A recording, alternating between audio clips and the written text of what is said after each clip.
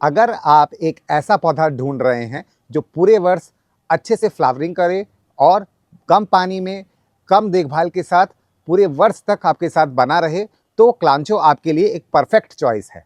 तो दोस्तों, आज का हमारा पौधा है क्लांचो का पौधा। इसको बहुत ज़्यादा देखभाल की ज़रूरत नहीं पड़ती है, आसानी से ये ग्रो हो जाता है। और मैं आज आपके साथ कुछ ऐसी खास टिप्स और ट्रिक्स शेयर करने जा रहा हूं जिससे ये पौधा पूरे साल तक आपके साथ ऐसे ही बना रहेगा। तो वीडियो को पूरा देखिए और वीडियो को बिल्कुल भी स्किप मत करिएगा। तो दोस्तों, अगर आपको मेरी दी गई जानकारी पसंद आती है तो वीडियो को लाइक करिए, चैनल को सब्सक्राइब करिए और अपने दोस्तों के साथ शेयर भी करिए। तो चलिए बिना देर करते हुए चलते हैं अपनी वीडियो की तरफ।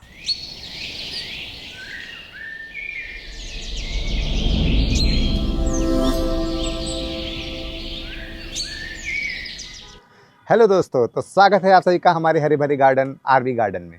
तो वैसे तो दोस्तों, क्लांचो जो है एक सेमी सकुलेंट वैरायटी का पौधा है। आप चाहे तो इसको सकुलेंट वैरायटी का भी पौधा बोल सकते हैं। और वैसे ये एक सीजनल प्लांट है, लेकिन अगर आप मेरे द्वारा दी गई जानकारी को अच्छे से इस पौधे के ऊपर अपनाते हैं तो ये पौधा आपको पूरे साल भर तक इसी तरीके से फ्लावरिंग करके देगा। तो साथियों, इसको आप जब नर्सरी से लेकर आते हैं तो इसी से आप इसके कई सारे पौधे आसानी से बना सकते हैं। कटिंग के थ्रू ये बहुत ही आसानी से पौधा उग जाता है। तो आप नर्सरी से एक पौधा ले आइए और उसको आप कई पौधों में कन्वर्ट कर सकते हैं। और ख़ास बात ये है, इसकी पत्तियों से भी आप इस पौधे को ग्रो कर सकते हैं। तो ये देखिए, हमने यहाँ पे एक पत्ती को लगाया हुआ है। जब ये ग्रो हो जाएगी तब मैं आपको अगली वीडियो में इससे अपडेट कराऊंगा।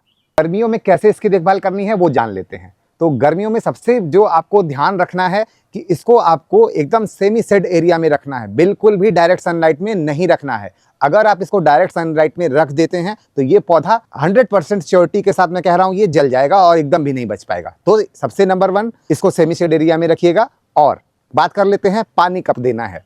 तो दोस्तों, गर्मियों के मौसम में भी आपको इस बात को सुनिश्चित करना है कि जो पानी आप इसके अंदर यूज करेंगे, पानी केवल हफ्ते में एक बार यूज करना है, वो भी थोड़ा सा।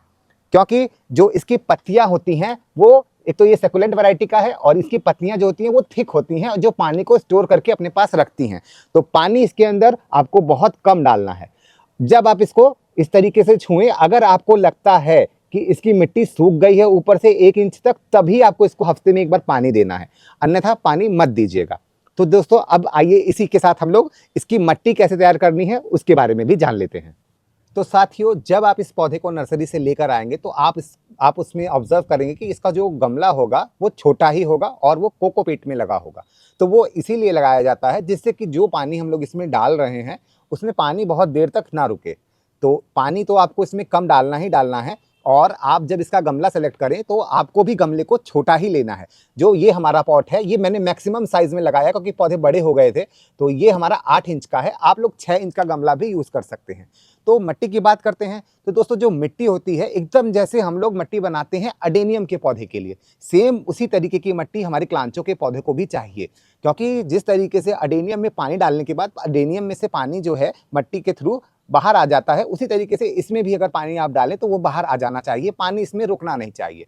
तो मिट्टी बनाने के लिए आपको क्या करना है, 60% आपको लेना है सैंड और उसके अंदर 20% आप लोगों को डालना है काउडंग कंपोस्ट या फिर वर्मी कंपोस्ट, और 20% आपको डालनी है उसमें गार्डन सॉइल। तो दोस्तों, इस तरीके से आपको मिट्टी को बना के तैयार कर लेना है और उसके अंदर ही आपको अपने पौधों को लगा देना है। तो दोस्तों, पौधे को लगाना कैसे है, जब आप नर्सरी से पौधा लाएं तो उसको गमले में से आराम से निकालिए और जो भी कोकोपीट उसके चारों तरफ लगा है उसको एकदम हटा देना है, उसकी जड़ दिखाई देती रहे एकदम साफ। ये आपको बहुत खास ख्याल रखना है, आपको उसी कोकोपीट के साथ नई मिट्टी में नहीं लगाना है। पूरी कोकोपीट उसकी हटा दीजिए, जड़ को एकदम साफ कर लीजिए, फिर अपनी जो मिट्टी आपने बनाई है उसके अंदर आप इसको लगा दीजिए। तो दोस्तों, आप चाहें तो इसको जो मैंने मिट्टी अभी बताई सैंड के साथ उसमें लगा सकते हैं, या फिर आप जैसे नर्सरी वाले आपको देते हैं कोकोपीट वाली मिट्टी, तो उसको कैसे बनाना है वो मैं आपको बता देता हूं।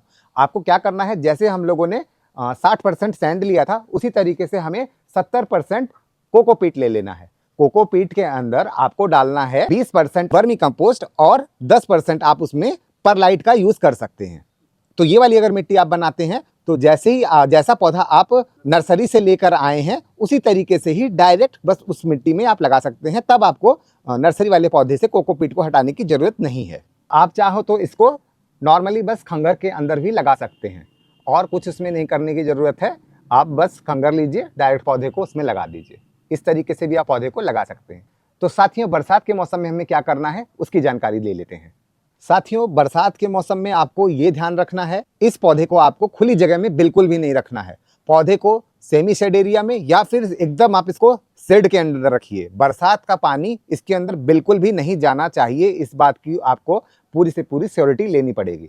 और दोस्तों, अगर आपको बरसात का पानी अपने पौधों को देना ही है तो आपको क्या करना होगा, बरसात के पानी को आप इकट्ठा कर लीजिए। उसके बाद 2 हफ्ते में एक बार थोड़ा थोड़ा करके पानी डालिएगा। बहुत ज़्यादा पानी बिल्कुल नहीं देना है। तो इस तरीके से आप बरसात में बरसात का पानी दे सकते हैं। तो साथियों, जो ये पौधा है वो विंटर का पौधा है। तो जो अब है मैं आपको केयर टिप्स बताने जा रहा हूँ, मैं सर्दियों की केयर टिप्स आपके साथ शेयर करने जा रहा हूँ।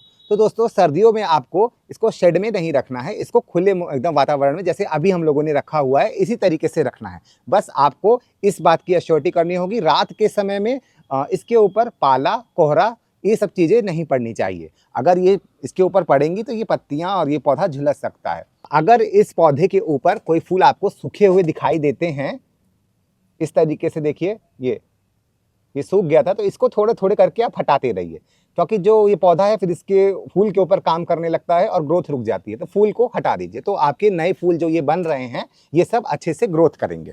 तो साथियों, जो इसकी पत्तियां हैं जो इस तरीके से सड़ गल जाती हैं, उसको आप लोगों को हटा देना है आराम से। बहुत ज़्यादा इसको खींचना नहीं है, किसी कैंची की सहायता से या फिर हल्का सा इस तरीके से तोड़ के आपको इसको हटा देना है। क्या होता है कि जब ये इसमें सड़ने लगती हैं, टूट के गिरती हैं, तो फंगस लगने का खतरा पौधे के ऊपर बढ़ जाता है। तो इसीलिए इसको आपको हटा देना है, ये आपको बहुत खास इस चीज़ का ध्यान रखना होगा।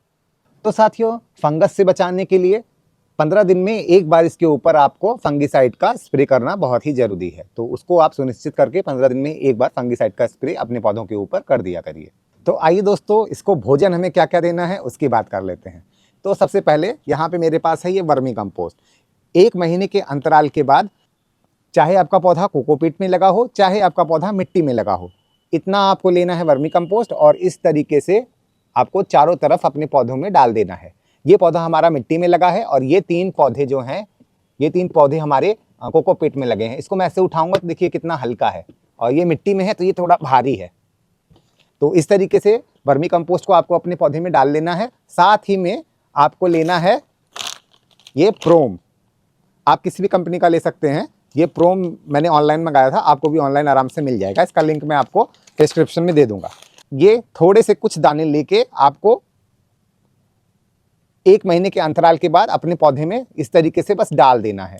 बहुत ज़्यादा नहीं डालना है, 5 से 6 दाने आप एक गमले में डाल सकते हैं। तो बहुत ही अच्छी खाद है। इतना आप करेंगे तो पौधे आपके साथ साल भर तक एकदम अच्छे से बने रहेंगे। और दोस्तों, और इसकी जो फ्लावर हैं और इसकी जो पत्तियां हैं, उनको भी आप चाहते हैं कि वो हरा भरा रहे, तो उसके लिए एक हमारे पास ये सी सीक्रेट है। तो इसको भी 15 दिन के बाद यूज़ करना है पौधे के ऊपर। कैसे यूज करना है, 1 लीटर पानी के अंदर 2.5 ml इसको घोल लीजिए और घोल के थोड़ा थोड़ा अपने पौधों की जड़ों में भी डाल सकते हैं, या फिर आप अपने फ्लावर और इन पत्तियों के ऊपर भी इनका स्प्रे कर सकते हैं। तो बस दोस्तों, इसकी जो मैंने ये जानकारी दी है, तो इतना काम अगर आप इन पौधों के ऊपर करते हैं तो आपको ये पौधे पूरे साल भर तक अच्छी फ्लावरिंग देंगे, पत्तियां इसकी हरी भरी रहेंगी, और ये सकुलेंट प्लांट तो है ही, तो इसीलिए पानी की भी ज़रूरत इसमें कम ही पड़ती है। तो जो बिगनर्स हैं, जो नया पौधा लगाना चाहते हैं अपने गार्डन में, तो इस क्लांचो के पौधों को आप अपने गार्डन में एकदम आराम से लगा सकते हैं। बहुत कम मेहनत में ये आपको अच्छे फ्लावर्स देगा। तो दोस्तों, अगर आपको ये मेरी वीडियो अच्छी लगी हो तो मेरी वीडियो को आप लोग शेयर करिएगा, लाइक करिएगा और मेरे चैनल को सब्सक्राइब करिएगा और अपने दोस्तों के साथ वीडियो को शेयर जरूर करिएगा। तो दोस्तों, अगर आप लोग ये वीडियो फेसबुक पे देख रहे हैं तो फेसबुक पे भी हमें फॉलो कर सकते हैं, अगर इंस्टाग्राम पे देख रहे हैं तो वहाँ भी हमें फॉलो कर सकते हैं। तो दोस्तों, मिलते हैं आपसे एक अगली नई वीडियो में, तब तक के लिए हैप्पी गार्डनिंग।